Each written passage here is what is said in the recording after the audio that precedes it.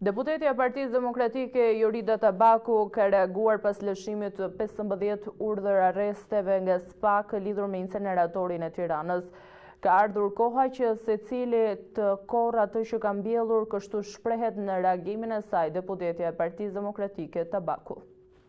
Deputetja e Partisë Demokratike Jorida Tabaku ka reaguar pas lëshimit të 15 urdhër arresteve nga SPAK lidhur me inceneratorin e Tiranës. Ka ardhur koha që secili të korrë atë që ka mbjellur, kështu ka komentuar në reagimin e saj deputetja e Partisë Demokratike.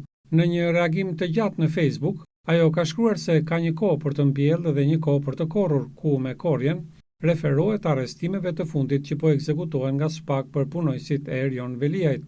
Më tej, Jorida Tabaku shkruan se arrestimet për inceneratorin e Tiranës janë një hap i rëndësishëm drejt të drejtësisë dhe përgjegjësisë që duhet të mbajnë të gjithë ata që kanë abuzuar me taksat e shqiptarëve.